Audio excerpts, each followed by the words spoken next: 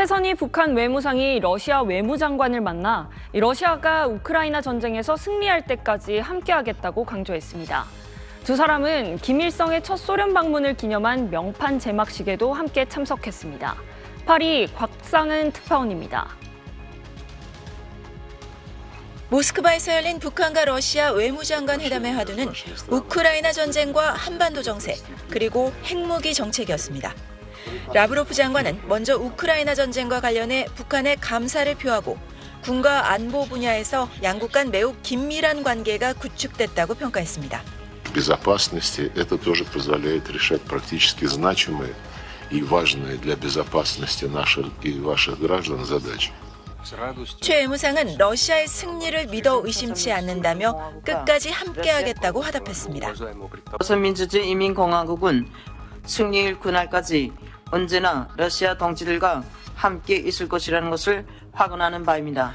최 외무상은 한국과 미국이 북한의 핵 사용을 목표로 여러 차례 훈련을 진행했다고 주장하며 북한의 핵무력 강화 의지를 강조했습니다. 경의하는 김정은 국무위원장 동지께서는 핵무력 강화 노선을 절대로 바꾸지 않을 것임을 확언하셨습니다. 회담에 앞서 두 사람은 모스크바 야로슬랍스키 기차역에 설치된 김일성의 첫 소련 방문 기념 명판 제막식에도 함께 참석했습니다. 김일성은 1949년 3월 북한 지도자로선 처음으로 소련을 공식 방문했다고 러시아 타스 통신은 전했습니다. 라브로프 장관은 러시아와 북한이 협력을 시작했던 시절의 기억을 강조하는 뜻깊은 행사라고 평가했고 최 외무상은 감사의 뜻을 표했습니다. 파리에서 SBS 곽상은입니다. 북한군 파병 문제를 놓고 유엔 안보리 회의에서도 설전이 이어졌습니다. 한국, 미국과 북한, 러시아가 정면 충돌했는데 국제법에 맞는 일이라 우기는 북한에게 미국은 병사들이 시신으로 돌아가게 될 거라 경고했습니다. 이 소식은 뉴욕 김범주 특파원이 전하겠습니다.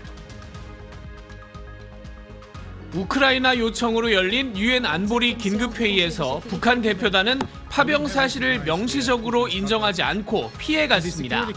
다만 러시아와 관계를 발전시키는 건 국제법에 맞는 일이라면서 러시아가 위협당할 경우 파병할 수 있다고 정당화했습니다. If it is judged that we should respond to them with something, we will make unnecessary decision. 러시아도 파병 이야기는 거짓말이라면서도 북한과 똑같은 합리화를 시도했습니다. Третьих стран не представляет никакой угрозы для государств региона или международного сообщества. Мы намерены развивать это сотрудничество и впредь, и никто не может нам это запретить.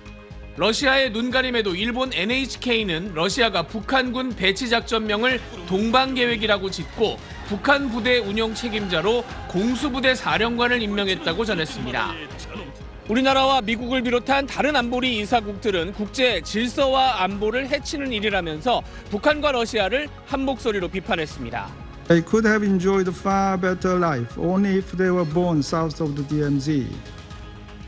Pyongyang's treatment of its young soldiers, its own people as expendable, will be never forgiven. 북한 측 발언을 다 듣고 난 직후 미국은 더 직접적인 경고를 보냈습니다. Should DPRK's troops enter Ukraine in support of Russia, they will surely return in body bags. So I would advise Chairman Kim to think twice. 우크라이나는 김영복 부총참모장과 리창호 정찰총국장, 신금철 소장 등 파병된 북한군 장성 3명의 명단을 안보리에 제출하고 국제사회의 행동을 촉구했습니다. 뉴욕에서 SBS 김범주입니다. 러시아에 보내진 북한군은 최정예 특수부대, 폭풍군단으로 알려졌죠.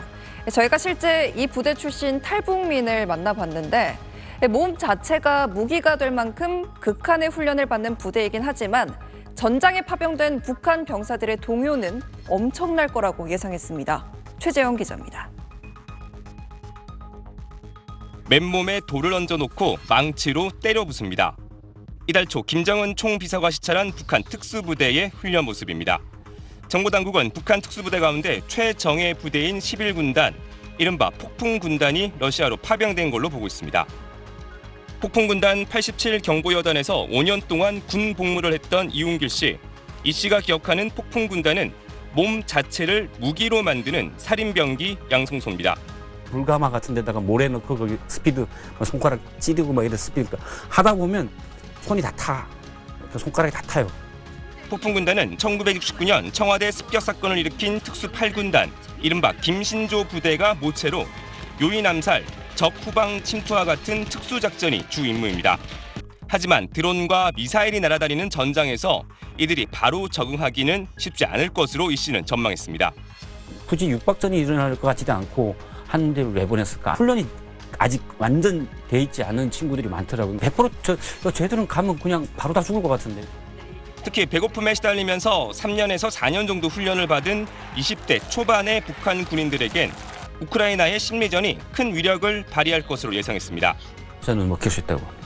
엄청난 동요가 일어날 수 있어요. 왜냐하면 아직까지 그렇게 많이 훈련된 군인들이 아니기 때문에.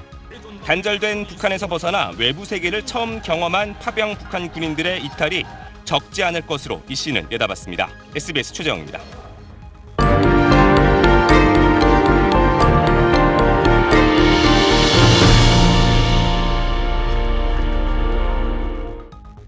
안녕하세요. 안정식의 한반도 포커스입니다.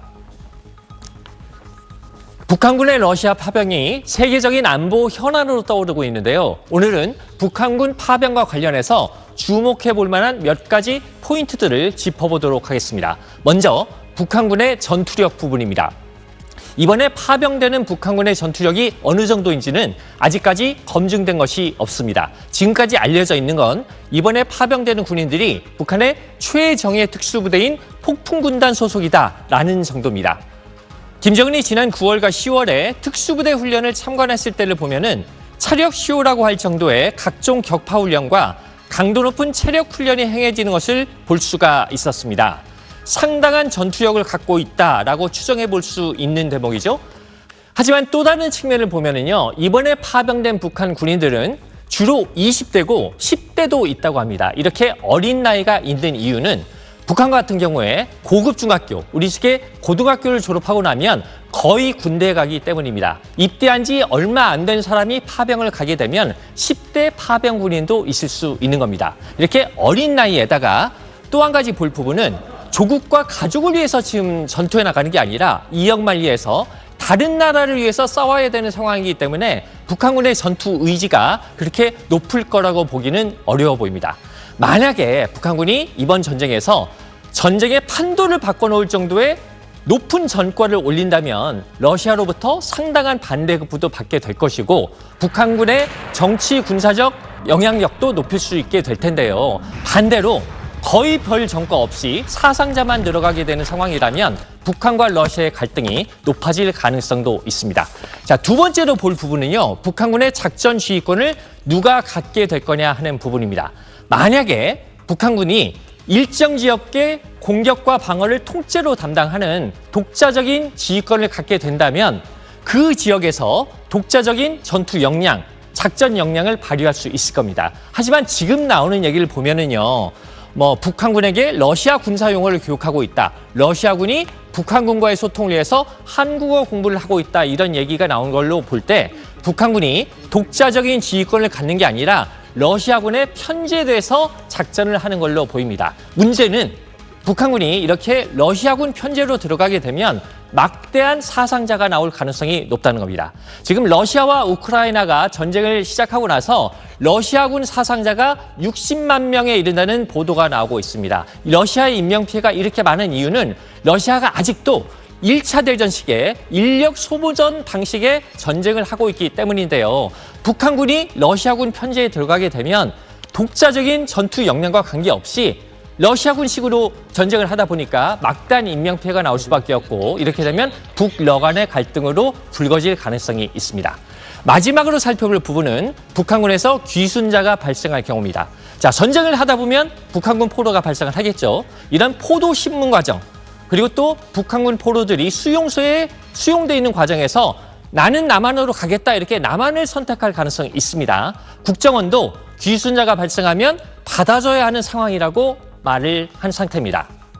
우리나라 헌법상으로 우리나라 영토에 있는 국민의 한 사람이기 때문에 국제법적으로나 국내법적으로 봤을 때는 당연히 우리나라가 받아줘야 되는 상황이라고 본다. 해외로 파병된 군인 중에 남한으로의 귀순자가 나온다는 건 북한 정권의 큰 타격입니다. 체제 보위의 마지막 보루인 군인들까지 북한 정권을 배신한다는 뜻이기 때문입니다. 더구나 이런 소식이 북한 내부로까지 퍼져가면 민심 이반이 더 심화될 것이고 추가 파병을 하기도 더 부담스러워질 겁니다. 지금까지 살펴본 것처럼 북한군의 러시아 파병은 앞으로의 사태 전개에 따라서 굉장히 많은 파급 효과를 불러일으킬 수 있는 사안입니다. 북한군의 도박이 어떤 결과로 이어질지 북한 정권의 안정성과 관련해서 우리가 주시해봐야 될 대목입니다. 지금까지 한반도 포커스였습니다.